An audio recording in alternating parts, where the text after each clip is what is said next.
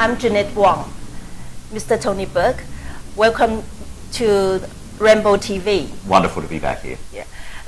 Mr. Tony Burke is a federal member of Parliament of Australia, and he came here for twice for some other issues, and today he came here for interview about the change with the citizenship laws in the Parliament and the by-election in Benelong, New South Wales. Really good to be back here at Rainbow TV, Jeanette. Yeah. I would like to ask you some questions about these two issues, and why did the government try to change with citizenship laws? The changes that Malcolm Turnbull and Peter Dutton put forward were going to be a massive change for the Chinese community. The first thing was a delay. So a whole lot of people who come here from China start on temporary visas, temporary student visas or temporary work visas. And at the moment you have to wait 4 years, but the government counts the 3 years on a temporary visa and 1 year on permanent residency. What Peter Dutton and Malcolm Turnbull wanted to do was to say all that time on a temporary visa doesn't matter. And the 4 years they don't start counting until you're on a permanent visa. Now what that would have meant was a whole lot of people who come from China, instead of waiting 4 years to become citizens, would have waited more than 10. And we viewed that as completely unfair. But the second change that was even worse was the new English test that they wanted to put in place. Now, you already have to be able to speak English to be able to pass the current citizenship test, because the test is in English. But what Malcolm Turnbull and Peter Dutton wanted to introduce was what we call an IELTS test, the same test that is used to determine whether or not somebody can gain entry into a university. And demanding university level English was just ridiculous.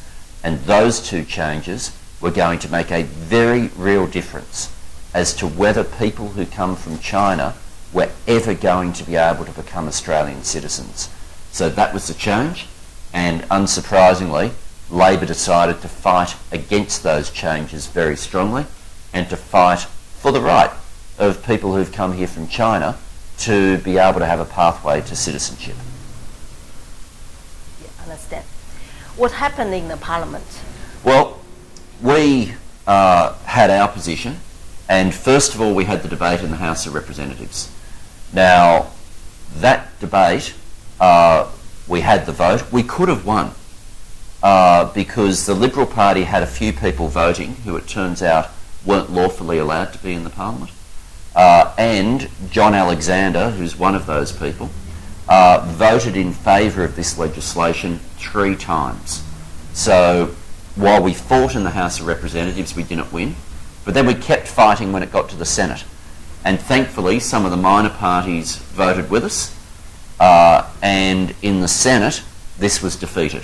So, and can I say, part of winning over the minor parties was the big campaign run within the Chinese community, and in particular, a big campaign run by the viewers who watch Rainbow TV. And that's made an extraordinary difference. So, we've had the win in the Parliament, but unfortunately, straight after we won, Peter Dutton came forward and said he's going to try to do it all again. A few minor changes, but it'll still mean it will be incredibly hard for many people who come from China to be able to become Australian citizens, and certainly some very senior people in the Chinese community never would have been able to become Australian citizens if these laws had been in place 20 or 30 years ago. So we fought, we won, but we're going to have to fight it again. That's very good. And what did the Parliament say no? Why did the Parliament say no? There are a few different reasons. I think one of the principles that's in this legislation, when I referred to that university level English test, you have to pass university level English if you come from China, but you don't have to pass university level English if you come from Great Britain, from the United Kingdom. Now, a whole lot of people looked at that and just thought, that's racist.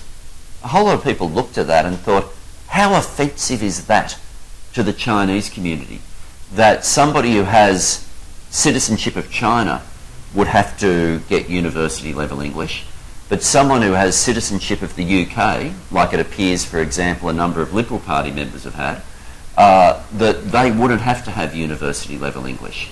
And people looked at that double standard and they just said, that's not modern Australia. That's not the country we know and love. So the Chinese community in Australia sent in a lot of emails, signed petitions, made their voice heard through the media as well. And I think that voice was heard really loudly. And the argument was really simple. Modern multicultural Australia, an Australia with a strong Chinese community, is something that is valued, is something that makes us a stronger country. And you can't reconcile valuing that and then say, oh, but by the way, we want to introduce a university level English test.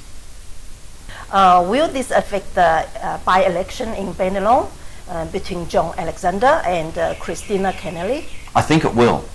There's a big Chinese community in the seat of Bennelong. Now, it's a hard by-election for us to win.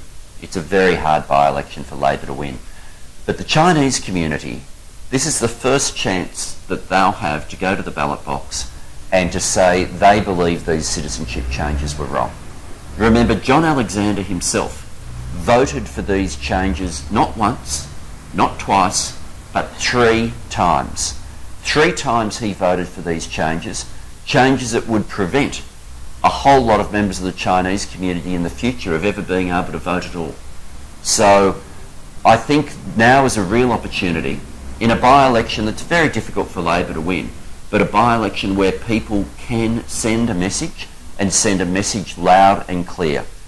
If you want to send a message to the Liberal Party that they can't keep attacking multicultural Australia and that the value of the Chinese community is something that needs to be respected, then the Bennelong by-election is an opportunity for people to vote for Christina Kennelly, former Premier, and make that position very clear. Our Australian Chinese community is campaigning to support Labor Party, and I hope Christina will win. I think she'll be great, and thank you for the support so far. And if we can send that message in Bennelong, that will help in a very big way in sending a message to the Liberal Party that they should drop these citizenship changes once and for all. Thank you. Thank you.